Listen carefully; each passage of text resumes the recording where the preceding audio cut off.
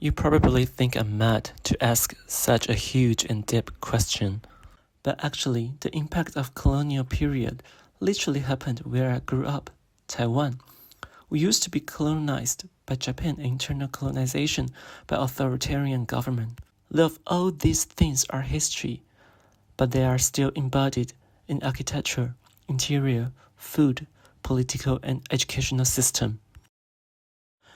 To give an example of what empire colonizer had left behind, well, it could have been better to talk about the LGBT issue right now in the Pride Month.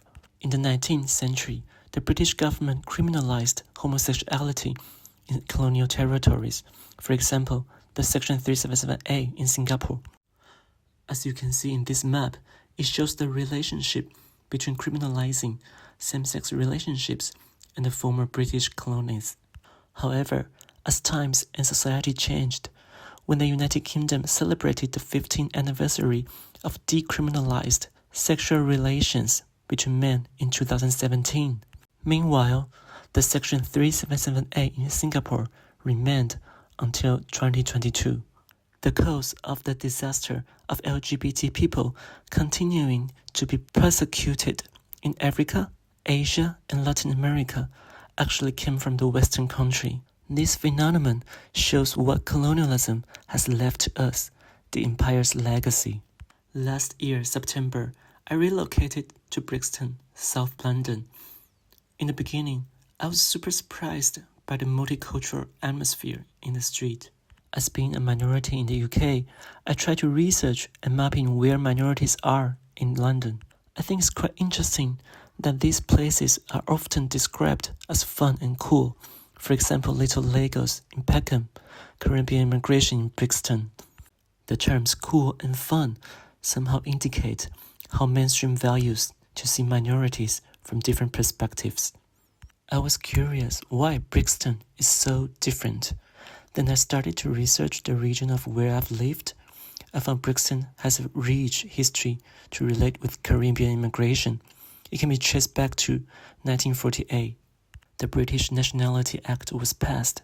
The act created a uniform system of citizenship for all people in the UK and its colonies, including those from the West Indies. From 1948 to 1971, individuals who migrated from Caribbean countries and arrived in the UK were called the Windrush generation. The Windrush referred to the ship which docked in Tilbury on 22nd June 1948, bringing workers from Jamaica, Trinidad, and Tobago, and other islands to help fill post-war UK labor shortage.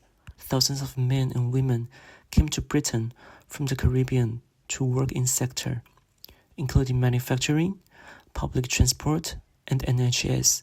Many of these West Indian migrants settled in Brixton. As a result, Brixton has become a cultural hub of Caribbean Centre in London. Although the journey of Caribbean migrants went through ups and downs, they still built a vibrant community in London, especially in Brixton.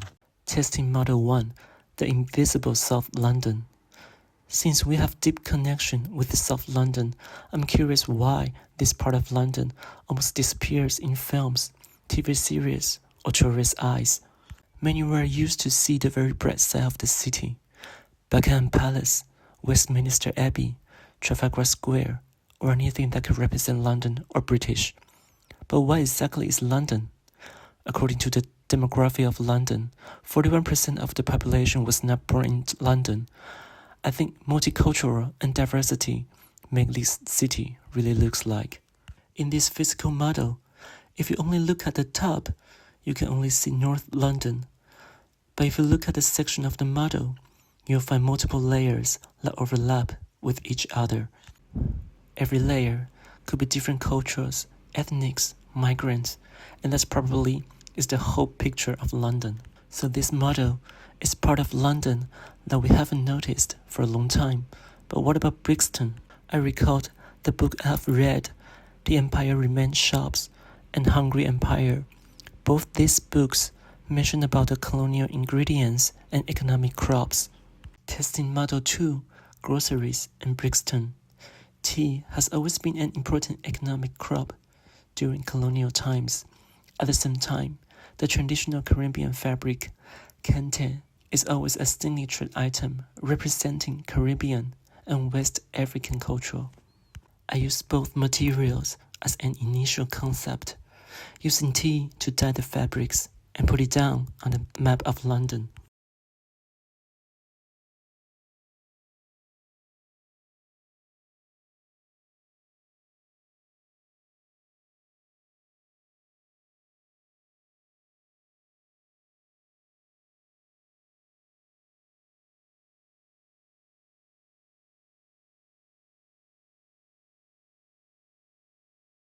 The red lines could relate to the mapping of London that I've made before, which means the relationships and complexity between minorities and the borough of each part of London.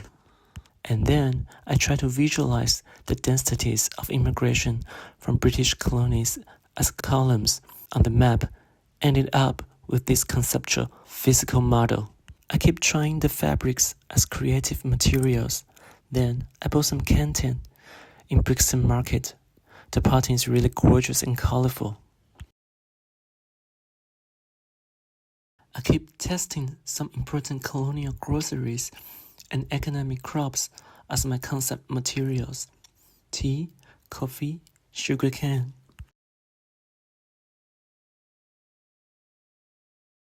Testing Model 3, counting the cultural layers. I used this kente, trying to piece together another picture. Again, these stitch lines can relate to the previous model, which means connection and complexity interweave with each other. And then I used coffee as paint to paint on the background. The red cotton thread, which means connection and interaction with one another. I tried to three-dimensional these red lines and put it on my work. And finally, I added some sugarcane color on the background. So this is what quilting the cultural layers looks like in my mind.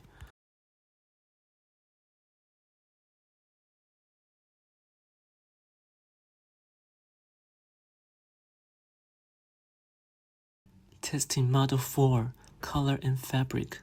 Date back to the 17th century, sugarcane is the most important colonial economic crop in Caribbean. So I used sugarcane color as the beginning background. And one more thing I've noticed is that when I was walking down the Brixton, I keep seeing the colorful color in the street. There might be graffiti on the wall, decorating in Caribbean restaurant and traditional Caribbean or African fashion clothes. There are mainly yellow, green, and blue, and then paint these color overlapping on the background on my paint. I hope all these conceptual models will be a foundation as methods for my further steps.